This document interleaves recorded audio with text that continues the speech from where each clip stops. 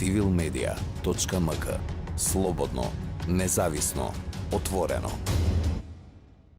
Кога зборуваме за важноста и улогата на локалната самоуправа, сакам да издвојам еден податок за илустрација. Во демократските децентрализирани држави, како што претендира и нашава да биде, 75% од националното законодавство се имплементира на локално ниво.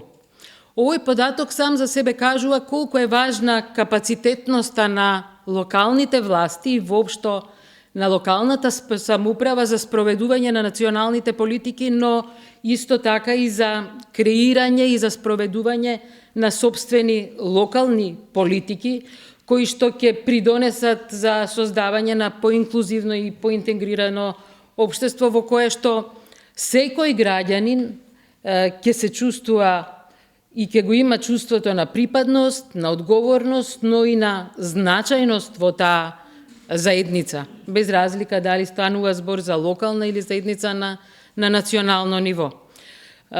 Би сакал за да кажам што всушност правиме во овој кластер во рамките на стратегијата, сакам да се осврнам накратко на времето кога се креираше стратегијата, конкретно активностите во кластерот локална самоуправа, како што спомна и националниот координатор. Стратегијата беше креирана во еден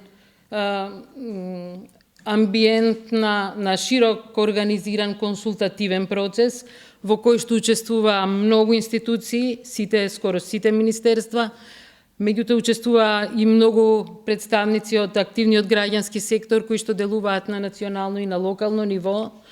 И во тој момент не беше многу дефиниран опфатот на стратегијата, рамката на стратегијата. Од оваа перспектива, мислам дека тоа беше многу позитивен аспект, затоа што создаде амбиент на еден креативен процес. Особено представниците на граѓанскиот сектор многу реално настапија, имајќи ги предвид резултатите од експертизата која што ја правеле на локално ниво, меѓутоа знаејќи ги и познавајќи ги реалните прилики и потреби во локалните заедници. Од тој консултативен процес произлезе заклучокот дека два аспекти се исклучително важни, а тоа е да се зајакнуваат капацитетите на локалната самоуправа, на општините, за поттикнување на граѓанското учество, за вклучување на граѓаните во донесување на информирани одлуки.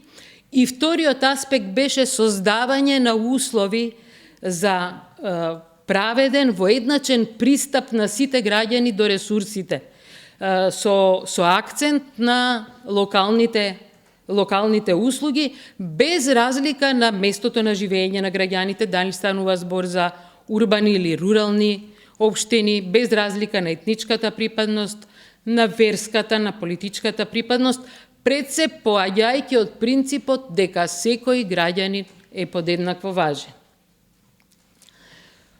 Што направивме? Дали направивме доволно? Ако се чекираме како ги имплементираме предвидените активности, би требало да бидеме задоволни. Дали финишираме со имплементацијата на стратегијата, временски да, меѓутоа ова е процес кој што бара постојано инвестирање во него. Во моментов наш предизвик е како да ги ставиме во функција комисиите за односи меѓу заедниците на локално ниво. Тоа е еден консултативен механизам кој што е формиран согласно Законот за локална самоуправа, прв закон донесен по Охридскиот рамковен договор.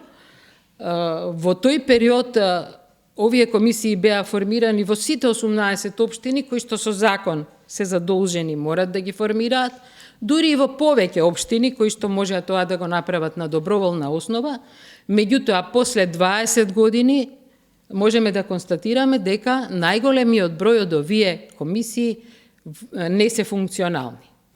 Практично не постои амбиент, како да не постои провокација зошто да функционираат. Моето лично видување и врз основа на некои анализи кои веќе се направени е тоа затоа што веднаш после рамковниот договор која се донесе законот за локална самоуправа, нивниот делокруг на надлежност, кој што не е дефиниран многу прецизно со законот, меѓутоа во тој момент се гледаше многу тесно.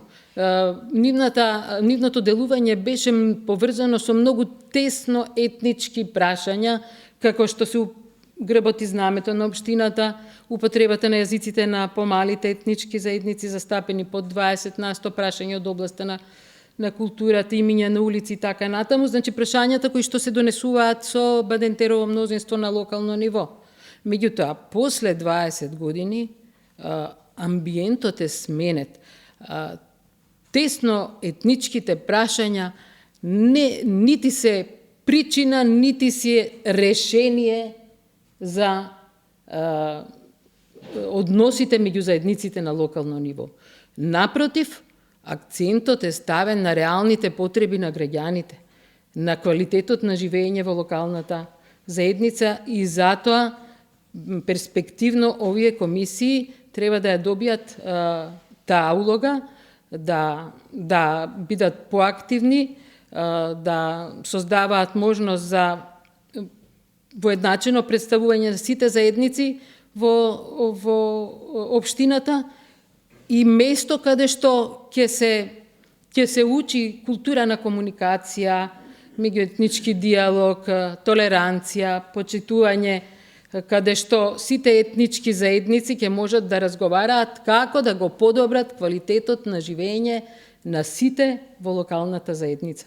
Мислам дека тоа е клучот за успехот, како овој концепт да живее и да биде во функција на граѓаните без разлика на нивната припадност по било која основа, пред се поаѓајќи од принципот дека секој еден е важен.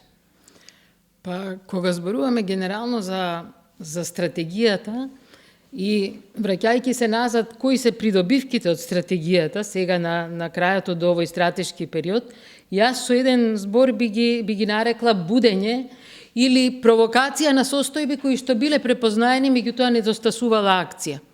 Во вториот стратешки период, ценам дека треба на прво место да биде акцијата или тоа да биде период на конкретна акција. Веќе го имаме искуството.